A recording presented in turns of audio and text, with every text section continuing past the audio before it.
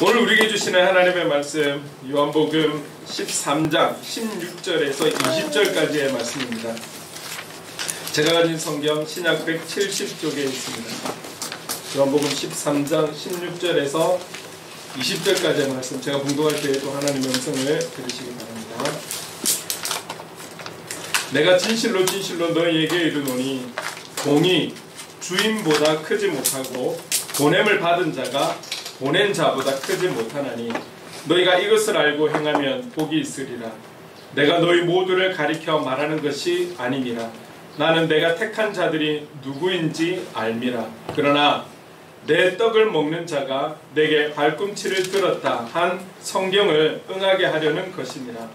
지금부터 일이 일어나기 전에 미리 너희에게 일러둠은 일이 일어날 때에 내가 그인 줄 너희가 믿게 하려 함이로라. 내가 진실로 진실로 너희에게 이르노니 내가 보낸 자를 영접하는 자는 나를 영접하는 것이요 나를 영접하는 자는 나를 보내신 이를 영접하는 것이니라. 아멘. 오늘 저는 이 본문으로 제목이 좀 딴데보는 길어요. 그죠? 성경에 나와 있는 그대로 성경을 응하게 하려 너희가 믿게 하려 함이로라. 이 말씀을 같이 나누려고 합니다. 오늘 본문의 그 위에 있는 14절, 15절과도 연결되어지는, 우리 지금 말씀이 계속 그렇게 지금 연결되고 있는데요.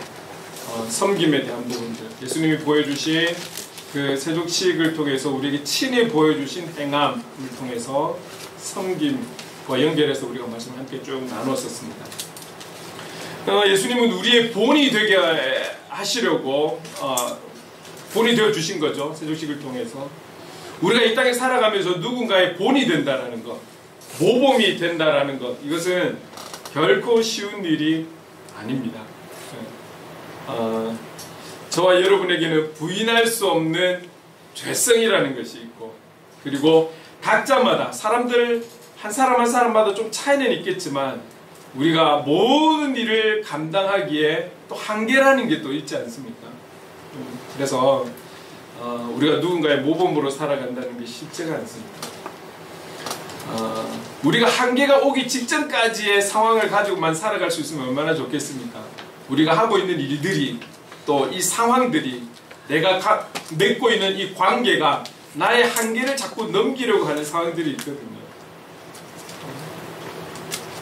우리가 사람들이 좀 이렇게 술을 마셔도 자기의 한계를 뛰어넘는 만큼 마시면 안 되는데 자꾸 사람들이 술을 마시다 보니 나중에는 술이 사람을 마시게 되는 그런 상황이 되니까 한계를 뛰어넘어 보니까 그거를 우리는 사람들이 그러잖아요. 필름이 끊겼다라고 이야기를 하죠. 그 뒤로는 자기가 무슨 말을 했는지 어떤 행동을 했는지 알 수가 없는 거죠. 그것처럼 우리가 정신이 이렇게 온전히 있다 할지라도 우리의 어떤 그 일들이 상황들이 관계들이 이 한계를 뛰어넘어 버리면 우리가 우리의 이성이 어떻게 컨트롤할 수가 없는 거죠. 그래서 원하지 않는 말들이 막 튀어나오고 원하지 않는 행동들이 막 나오는 거예요. 그런 연약함들이 있기 때문에 이런 우리가 누군가의 본이 된다라는 것, 모범이 된다라는 것 쉽지가 않은 것이죠. 우리가 이런 말씀을 계속 듣는다고 해서 나도 그리스도인답게 살아야 되는데 나도 믿는 자로서 본이 되어 살아가야 되는데 이게 너무 부담이 되면 이거 자체가 아마 스트레스가 될 거예요. 주님이 그렇게 살아가신 것처럼 우리도 따라 살려고 애를 쓰다 보면 나의 신앙을 지키기 위해서 나의 믿음 지키기 위해서 그렇게 애쓰며 살아가다 보면 본이 되게 쓰시는 분은 하나님이신 거고 성령 하나님이신 거고, 그죠? 우리는 그렇게 열심히 몸부림치면서 따라가면 되는 거예요. 너무 부담 가지실 필요는 없어요. 내가 무엇 하라고 하면 이거 자체가 스트레스가 되는 거거든요. 그리고 내가 무엇 자꾸 하려고 하면 여기에는 또 다른 일들이 벌어지는 거예요. 다른 무언가가 또 간섭하게 되는 것이죠. 그래서 우리가 하는 그 모든 일들 가운데 성령 하나님의 늘 도우심을 구하면서 살아가는 것, 이것이 바로 또 하나님께서 우리에게 주시는 지혜가 아닌가 이렇게 생각해 봅니다. 성령 하나님의 역할은 보혜사 성령님이잖아요. 그래서 우리가 알고 있듯이 이 보혜사라는 뜻이 한자어로 이렇게 보면 그렇습니다. 지킬 보, 은혜해, 그 다음에 스승사. 이 보혜사 성령님이라는 것은 결국은 이 한자어에 맞게끔 우리를 지키시고 우리에게 은혜를 주시고 우리에게 가르쳐 주시는 분이라는 거거든요. 우리가 다 감당할 수 없기 때문에 이 역할을 감당하시는 성령님의 도우심을 구할 때에 여러분 우리가 할 수 없는 일마저도 우리가 할 수 있도록 가능케 하시는 분이 성령 하나님이시라는 사실을 기억하면서 날마다 성령 하나님 도와주세요. 성령 하나님 함께해 주세요. 매 시간마다 매 순간마다 성령님께 간구하는 이 자세가 정말 복된 자세이지 않는가 이렇게 생각이 되는 것입니다. 우리의 현장에 우리만 있는 것이 아닙니다. 우리가 간구하고 그 성령 하나님을 바라볼 때 분명 우리를 지키시고 은혜 주시고 또 가르치시는 성령님께서 함께 하신다는 그 사실을 기억하면서 살아갈 수 있기를 간절히 소망합니다. 오늘도 그 성령 하나님께서 우리에게 말씀해 주실 것입니다. 자, 본문 16절 17절 한 목소리로 함께 읽어보겠습니다. 시작. 내가 진실로 너희에게 이르노니 종이 주인보다 크지 못하고 보냄을 받은 자가 보낸 자보다 크지 못하나니 내가 이것을 알고 행하면 복이 있으리라. 우리 박수임 권사님 목소리가 얼마나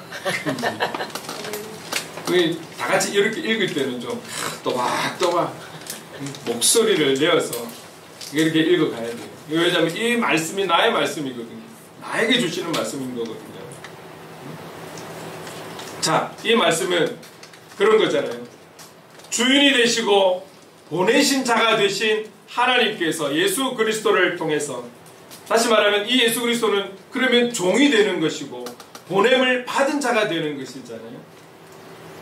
그 주님께서 크신 주인 되신 그 하나님의 뜻을 지금 이 땅에서 실현하고 있는, 이루면서 살아가고 있는 것이죠. 그 주인의 뜻을, 자기보다 그 크신 분의 뜻을 실천하면서 살아가고 있는 거예요. 그래서 조금 전이라 하면 지난주의 말씀처럼 주님은 친히 그 당시에는 감히 상상조차 할 수 없었던 섬김의 모습을 보여주셨던 것이죠. 그게 바로 주님의 뜻이었기 때문에 그렇습니다. 그리고 주님은 그 뜻을 알기 때문에 나는 이 땅에 섬김을 받으러 온 자가 아니라 섬기려고 왔다라고 계속해서 강조하는 것이고요. 그러면서 17절에 너희가 이것을 알고, 그 하나님의 뜻을 알고, 우리의 주인 되신 분의 뜻을 알고, 우리를 보내신 분의 뜻을 알고, 그것을 알아서 행하면 복이 있다, 이렇게 우리에게 말씀하고 있는 것이죠.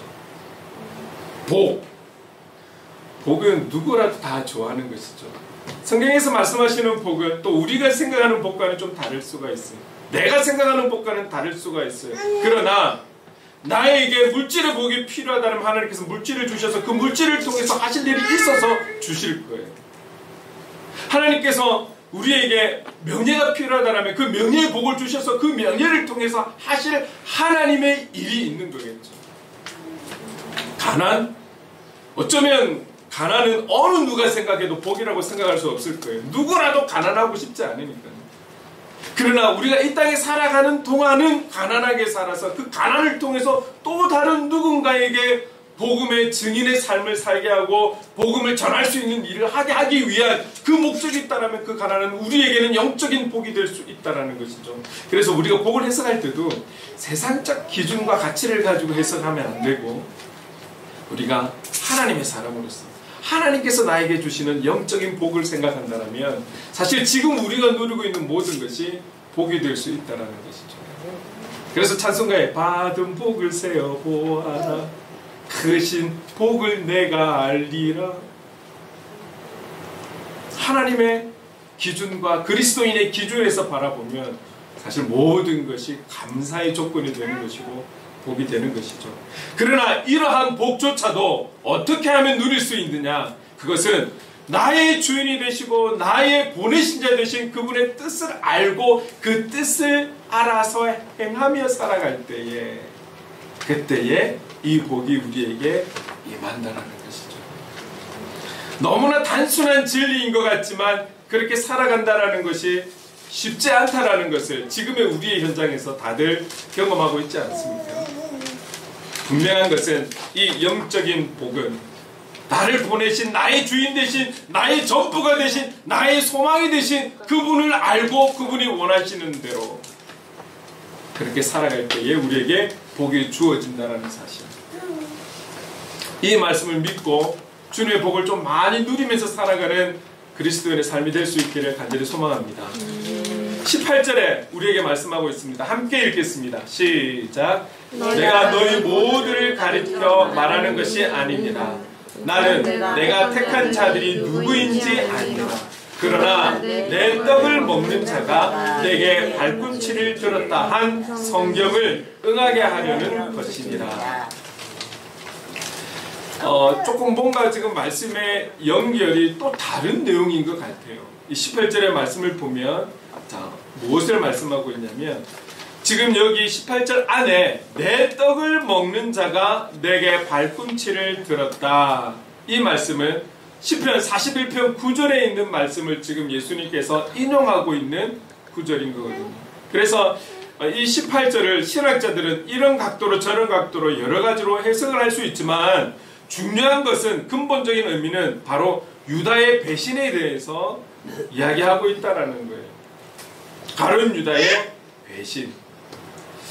여러분 예수님께서 12명의 제자를 뽑으셨어요. 수많은 사람들이 주님의 택함받은 제자가 되고 싶어서 줄을 섰지만 결국 주님은 12명의 제자를 뽑으셨죠. 자, 그렇다면 가룟 유다의 배신을 모르고 그가 어떤 사람인 것을 모르고 가룟 유다뿐만이 아니라 12명의 그 제자들이 우리는 알고 있잖아요. 나중에 배신한다라는 거. 정말 있어야 할 자리에 있지 못하고 다 도망갔다라는 것을 우리는 너무나 잘 알고 있잖아요. 그럼 주님은 그것을 모르고 뽑았을까? 그때 당시의 열심과 열정만 가지고 뽑았을까?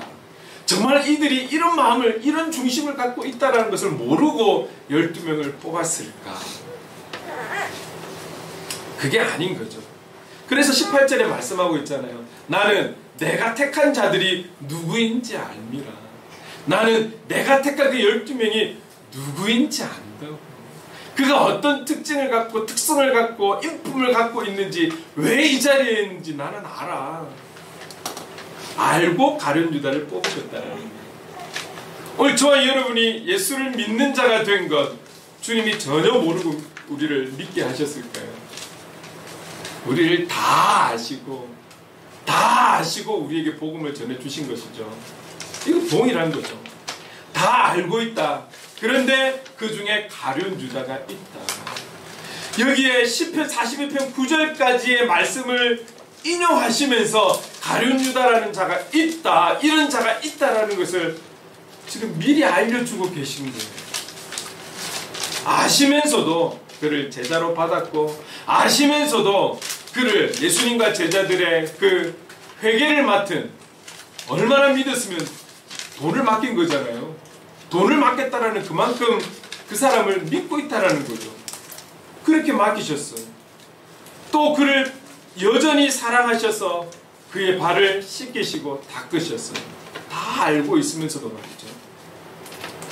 결국 이것은 시편 41편 9절 말씀을 인용했다라는 것은 지금 현재의 제자들과의 관계, 앞으로 일어날 제자들의 상황들, 그들의 마음들도 중요하지만 더 중요한 것은 이미 구약에 예언된 그 말씀에 따라서 나는 그 말씀에 의지하여 그 말씀을 지키기 위하여 지금 살아가고 있다라는 것을 예수님께서 우리에게 보여주고 있다라는 거죠.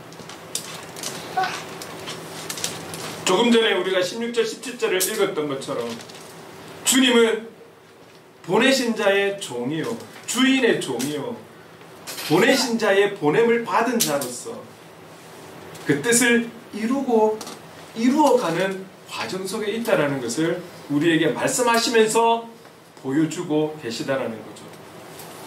그래서 예수님은 성경의 그 예언을 성취하기 위해서 그 12명의 제자, 그 중에 가룟 유다를 뽑았다라는 거예요. 그리고 그 예언의 말씀을 성취하기 위해서 결국은 죽기까지 순종하셔서 자발적으로 고난의 길 그리고 십자가를 지고 죽음을 향해 걸어가셨던 것이죠. 19절 말씀 같이 한번 읽어보겠습니다. 시작. 지금부터 일이 일어나기 전에 미리 너희에게 일러둠은 일이 일어날 때에 내가 그인 줄 너희가 믿게 하려 함이로라.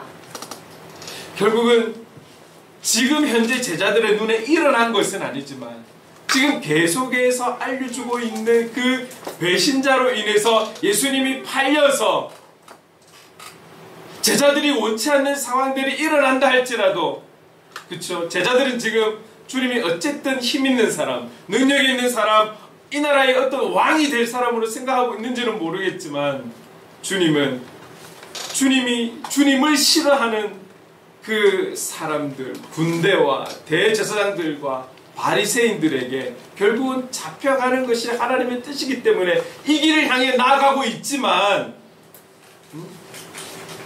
예수님이 하나님 아버지의 보냄을 받은 자, 그리고 예수님 자신이 바로 하나님이신 것을 어떤 상황과 환경이 온다 할지라도 이들이 믿기를 바라면서 지금 말씀하고 있다라는 거예요. 여러분 걱정되지 않을까요? 지금 예수님이 지금 많은 걱정이 있지 않을까요? 우리가 상식적으로 한번 생각해 볼 때 지금 제자들이 모든 것을 내려놓고 가족도 자녀도 부모님도 다 지금 내려놓고 하던 일도 다 내려놓고 예수님만 바라보고 따라가고 있어요. 그런데 그렇게 따라가다 보니까 수많은 사람들이 몰려오고 예수님 막 기적을 일으키고 먹을 것, 생명, 아픈 것 다 고쳐주시고 채워주시고 공급해주시고 사람들에게 인기는 엄청나고, 지금 이런 모습의 주님만을 바라보면서 3년 동안 동고동락하며 따라다녔단 말이에요. 그런데 이제 곧 일어날 이 중에 있는 이 한 명의 배신자로 인해서 예수님은 은사심령에 팔려서 결국은 고난의 길로, 그래서 결국은 죽어야 되는 이 상황이 곧 올 거인데, 그들이 3년 동안 보아왔던 상황과는 완전히 반대의 상황이 일어날 것이고 그들 눈앞에서 일어날 것인데, 이 제자들이 믿음을 잃어버리면 안 될 텐데, 이들이 지금 나를 바라보고 기대하는 그 소망을 잃어버려서는 안 될 텐데, 지금 이런 걱정이 주님에게는 있는 거예요. 그래서 지금 미리 알려주시고 있는 장면인 거죠. 온전히 주님만을 바라보고 가다가 주님께서 사람들에게 잡혀가고 십자가를 지고 골고다 언덕으로 올라가시고 결국 죽어가는 그 예수님을 볼 때 제자들의 마음은 어떨까요?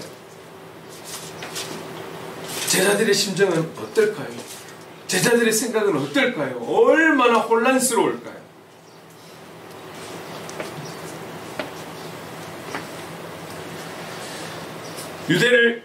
가룟 유다를 선택하셔서 제자로 함께 하셨고, 유다에게 배신을 당해 잡힌다 할지라도,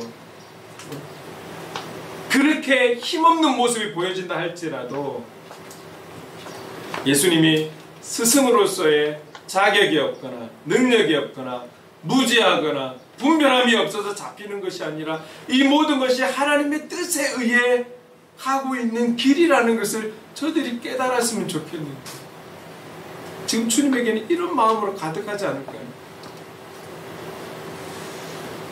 20절 이렇게 말씀하고 있습니다. 우리 함께 읽겠습니다. 내가 진실로 진실로 너희에게 이르노니 내가 보낸 자를 영접하는 자는 나를 영접하는 것이요 나를 영접하는 자는 나를 보내신 이를 영접하는 것이다. 아멘.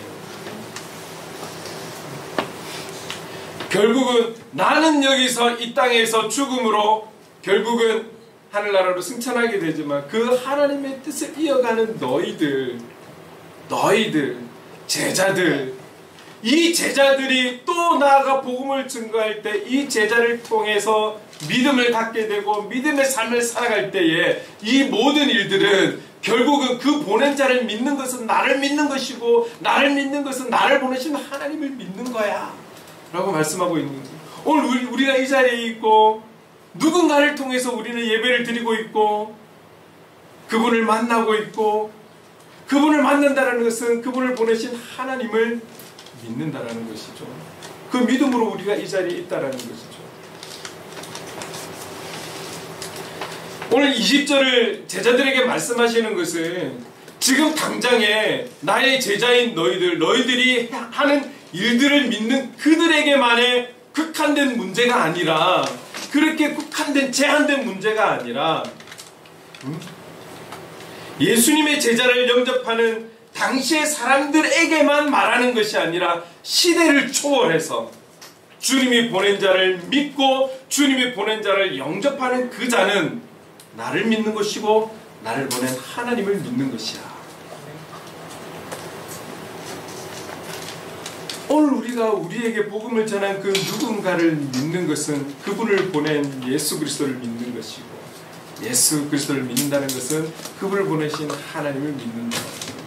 이것이 또한 우리 세대 안으로서만 끝나는 것이 아니라 제자된 우리가, 그리스도인된 우리가 또 우리를 통해서 내가 알고 모르고를 떠나서 우리를 통해 일하시는 하나님의 역사심으로 누군가가 교회를 가게 되고 믿음을 갖게 된다면 그것은 우리를 보내신 예수 그리스도를 믿는 것이고 하나님을 믿는 것이 되는 것이겠죠.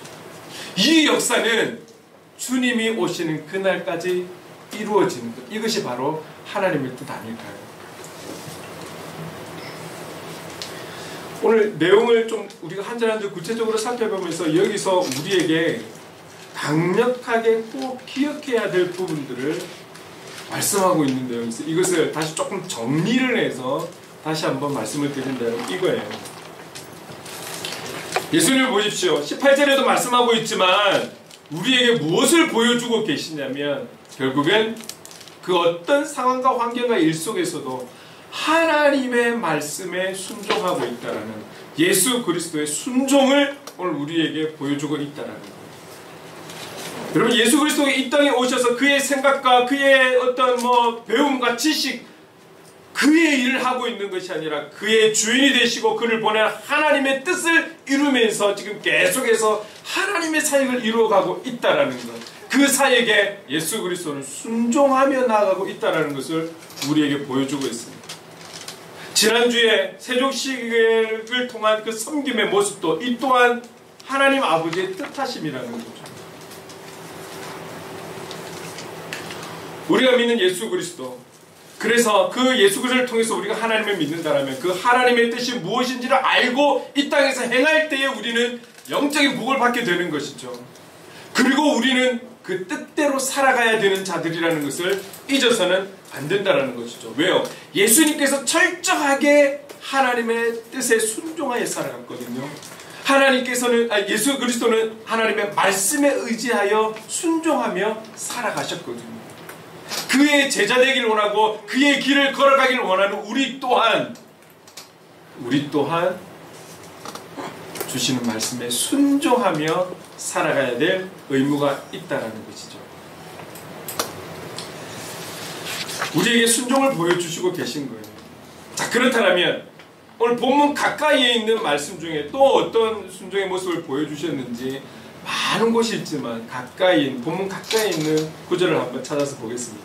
요한복음 12장 27절 함께 읽겠습니다. 시작. 지금 내 마음이 괴로우니 무슨 말을 하리요. 아버지여, 나를 구원하여 이때를 면하게 하여 주옵소서. 그러나 내가 이를 위하여 이때에 왔나이다. 지금의 이 상황, 이 예수님의 현재적 감정은 어떤 것입니까? 여러 가지로 표현할 수 있겠죠. 이 괴롭다라는 이 표현 가운데 좀 구체적으로 이런 부분이 있지 않을까요? 두렵습니다. 무섭습니다. 피하고 싶습니다. 이 길 안 가고 싶습니다. 사형 선고를 받은 사람의 하루하루가 그렇지 않을까요? 지금 주님은 언제 죽을지를 알고 계신 분이잖아요. 결국 그분의 마지막은 죽음이라는 것을 알고 있잖아요. 어떤 죽음이라는 것을 잘 알고 있잖아요. 그 알고 있는 상태에서 하루하루 보낸다는 게 얼마나 두렵고 힘들고 무섭고 피하고 싶고 그렇겠습니까? 하루하루가 시간이 잘 갈까요? 잘 안 갈까요? 이 하루하루가 얼마나 힘들까요? 그러나 그의 기도의 마지막은 그러나라는 접속사를 통해서 순종하고 있는 것이죠. 그러나 내가 이를 위하여 이때에 왔습니다. 순종하고 있는 예수님의 모습. 세족식만으로 우리에게 행함을 보여주고 있는 것이 아닙니다. 주님의 기도를 통해서도 주님을 보여주고 있는 것이죠. 피할 수 있었지만 피하지 않는 예수 그리스도의 그 모습들. 구약에서 또 한 군데 더 좀 살펴보겠습니다. 사무엘상 15장 22절 말씀 함께 읽어보겠습니다. 시작. 사무엘이 이르되 여호와께서 번제와 다른 제사를 그의 목소리를 청종하는 것을 좋아하심 같이 좋아하시겠나이까. 순종이 제사보다 낫고 듣는 것이 순양의 기름보다 나으니. 하나님 앞에 번제를 드리고 화목제를 드리고 제사를 드리는 것 자체가 하나님께서 기뻐하실 거예요. 그게 싫거나 미운 게 아닌 거죠. 기뻐하실 거예요.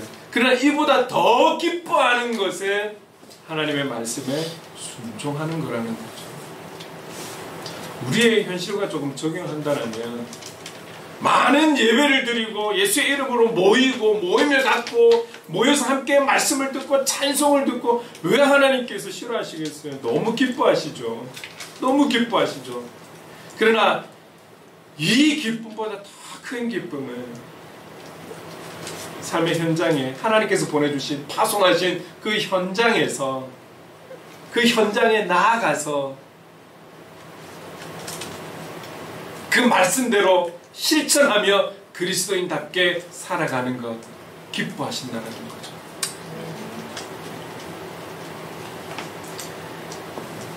순종이 제사보다 낫고 듣는 것이 순양의 기름보다 나으니 그 어떤 제물과 하나님 앞에 드림보다도 그 말씀을 듣고 따라가는 것, 그 말씀대로 순종하는 것, 이것을 더 기뻐하신다는 거예요. 자, 이렇게 말씀드릴 수 있어요. 우리가 주일을 기억하고 함께 모여서 예배드리는 이 시간이 너무나 소중하고 우리의 인생에 너무나 귀한 시간이라는 것을 알아서 출석하는 예배자의 모습도 너무 소중하고 중요하지만 6일 동안 삶의 현장에 나가고 살아가는 그 6일 동안 우리가 삶의 예배자로 살아가는 것, 이것이 더 귀하다는 거예요. 더 귀하다는 거예요. 이렇게 말씀드립니다. 오늘 이 예배 시간은 한 주를 살아갈 수 있는 영적 공급함을 받는 그런 은혜의 시간이라는 거죠. 한 주를 살아가기 위한 공급함을 받는 시간이지 이것 따로 삶 따로 이날 따로 평일 따로가 아니라는 거예요.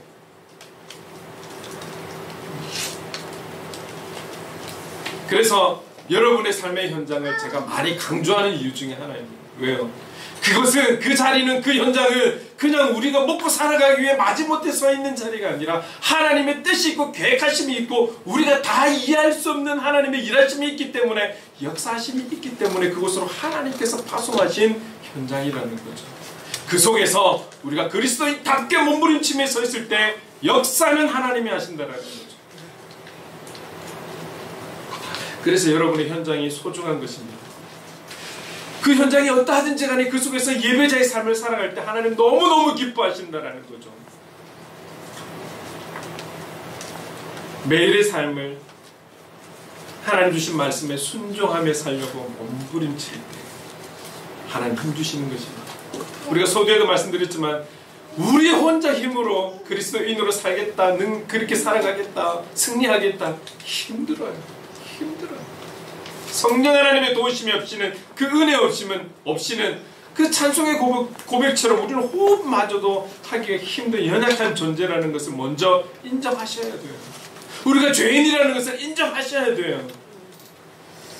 그래서 성령 하나님의 도우심을 구할 때에 그분의 도움을 통해 우리는 삶의 예배자가 되어갈 수 있는 것입니다. 우리에게 일어날 수 있는 모든 환경이나 상황이나 관계나 또 나의 삶과 관계없다라고 생각할지 모르겠지만 일어나는 천재지변이나 갑작스러운 그리고 직접적이거나 간접적이거나 어떤 모든 일들 속에 하나님께서 나에게 왠지 말씀하시는 것 같고 사인을 주시는 것 같다라고 하면 우리는 예스라고 아멘이라고 먼저 고백할 수 있는 지혜와 행함이 우리에게 필요한 거예요. 이게 순종인 것이죠. 성경을 응하게 하려는 그 예수님을 닮아서 오늘 저와 여러분에게 순종의 용기가 있기를 간절히 소망합니다.